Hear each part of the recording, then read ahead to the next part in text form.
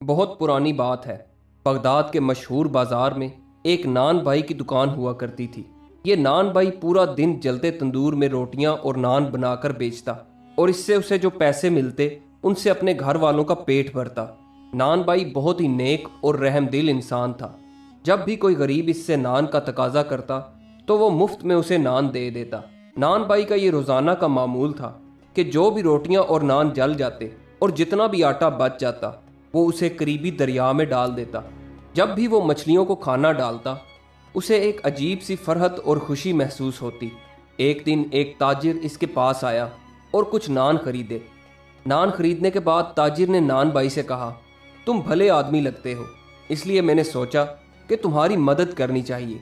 तुम पूरा दिन नान लगाते हो और इतनी मेहनत के बावजूद तुम बमुश्किल इतनी रकम कमा पाते हो कि सिर्फ गुजारा ही मुमकिन होता है। मुझे एक भले आदमी की तलाश है जिसे मैं काम पर रखना चाहता हूँ। जिस शख्स को भी मैं काम पे रखूँगा उसे 40 दिन तक कोई काम नहीं करना पड़ेगा, मगर 40 दिन के बाद उसे मेरा सिर्फ 2 घंटे का काम करना होगा।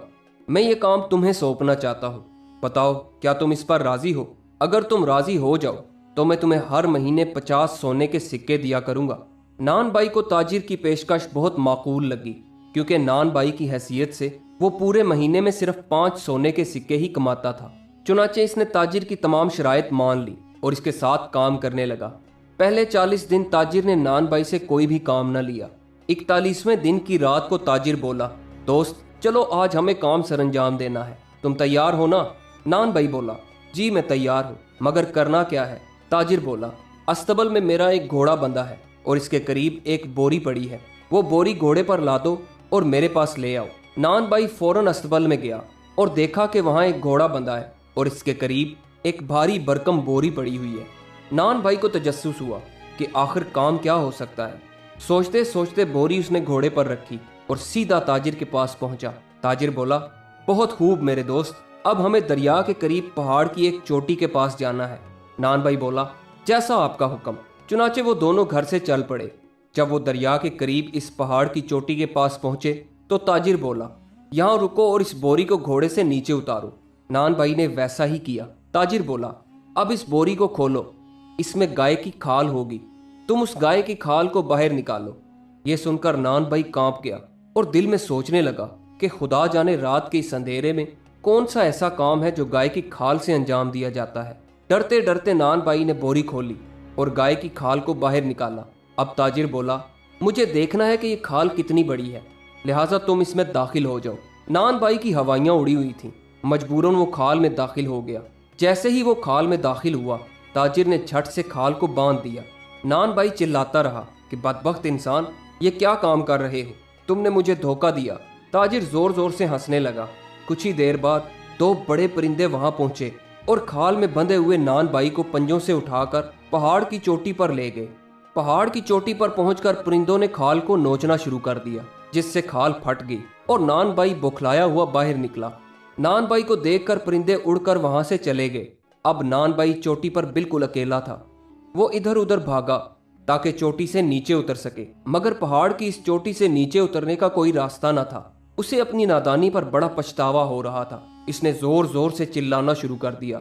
अचानक उसे नीचे से आवाज आई, चिल्लाओ मत, अगर तुम नीचे उतरना चाहते हो तो रास्ता मैं तुम्हें बताऊंगा, मगर तुम्हें अपना काम पूरा करना होगा। ये आवाज उस ताजिर की थी जिसकी वजह से नान भाई इस हाल को पहुंचा था।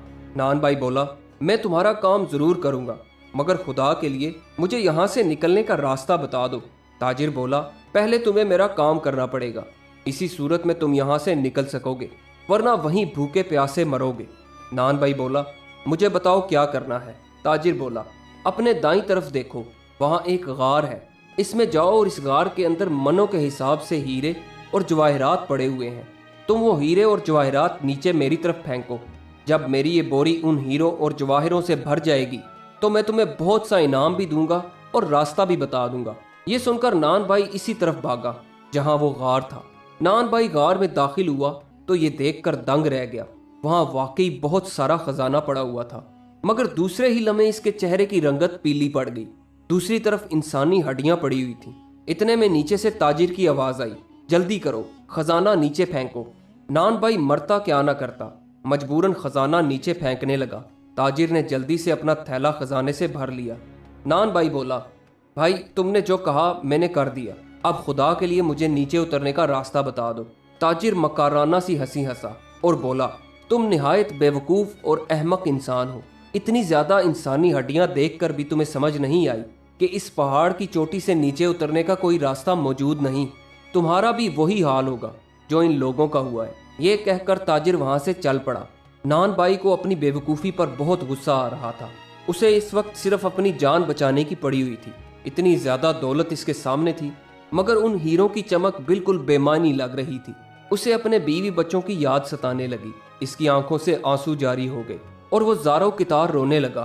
खुदा से गिड़गिड़ा कर दुआ मांगने लगा कि वो घर वालों से सही सलामत मिल सके।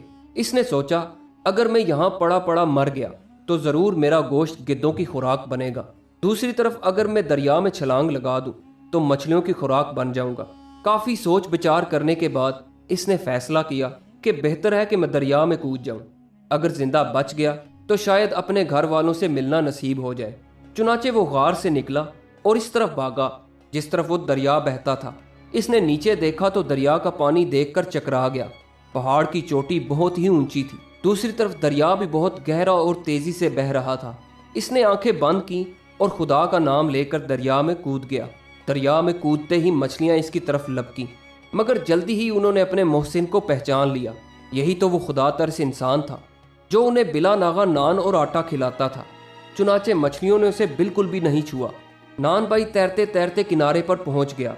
उसकी सांस फूली हुई थी, मगर उसे इस बात की खुशी थी कि इसकी जान बच गई। वो फौरन घर की तरफ रवाना हो गया। इस बात को 1 महीना गुजर गया। नान भाई को पता चला कि वही मक्कार ताजिर दोबारा बाजार में आया हुआ है।